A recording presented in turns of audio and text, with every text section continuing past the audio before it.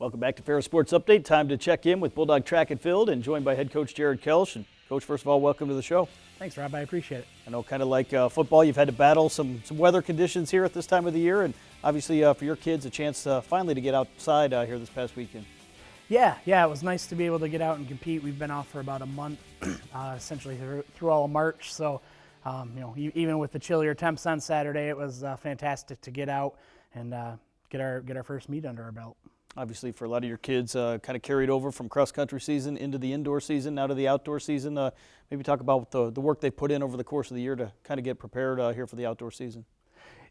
Yeah, the distance kids, obviously, they're training essentially year-round, running pretty high mileage, so going from cross to track is always a little bit of a transition, but we were really happy with how well our kids ran indoors. Had a lot of freshmen step up.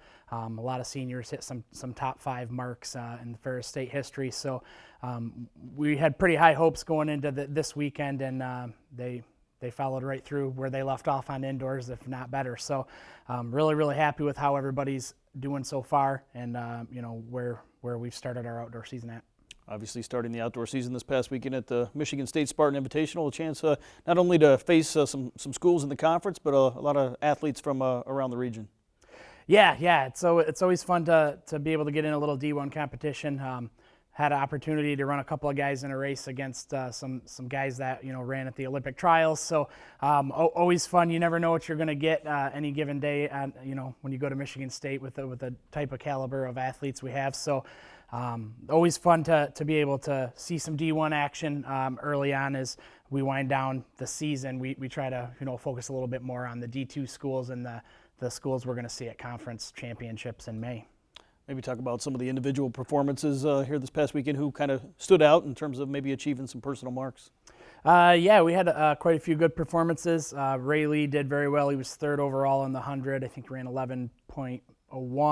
Donis Harris ran a new PR in 3:56 in the 15. Had quite a few girls in our 5K group that ran season and lifetime PRs.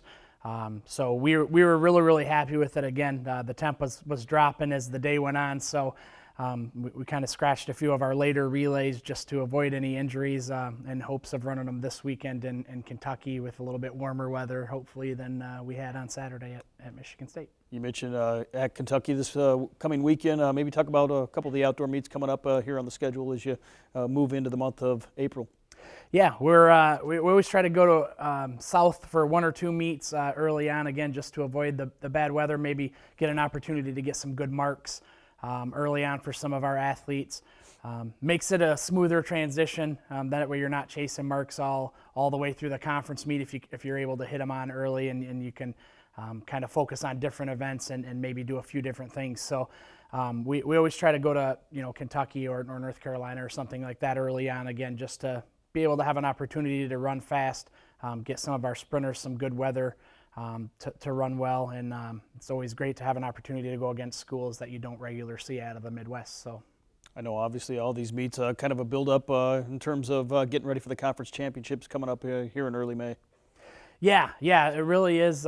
We essentially have 6 weeks to the season where we race every weekend, so we put a lot of weight and stock behind the training because you only get 6 or 7 opportunities throughout the year to run fast. So we really focus on doing the small things, making sure we're taking care of business as far as nutrition and rest, because you only get a few cracks to run fast, and has to be good weather, the right race, and you have to feel good on that day. So we really focus on trying to control what we can control as a group, and which is effort, attitude, and doing all the recovery type things that we can do, so that every Friday, Saturday we're prepared to toe the line and do our best. Obviously, competing in the GLIAC as you go over the course of the year, if you can compete in the GLIAC, you're often facing some of the best competition in the country. Yeah, hands down. We're one of the top 2 conferences in the country in track and field, so certainly no lack of like you said, competition from a week-to-week basis.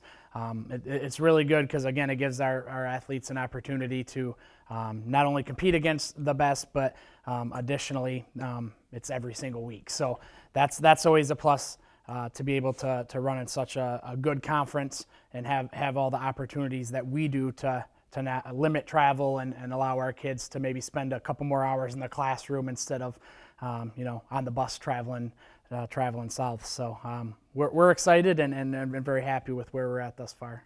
Obviously, I know you had an outdoor season last year, but what's it been like to have maybe more of a kind of a traditional training season from the fall into the spring, unlike I guess a year ago? Yeah, it's been huge. Last year was kind of a mix and match. We were very limited, obviously, in the fall and the amount of practices we could have because of COVID. We didn't race our first three indoor meets last year, so we only had a half of an indoor season. So everything was kind of crammed into 8 or 9 weeks total, where this year we had a full 3 months of cross country, 2 months of indoors, and we'll go into 6 to 8 weeks of outdoors. So definitely a different outlook. The kids seem to be a little bit happier because we're back to what we'd consider normal, being able to practice and lift every day and do all the things that we had done previous to COVID. So definitely a better energy, I think, on the team and knowing what you're going to get this season and being able to compete for 3 full seasons or 2 if you're just a track-specific athlete.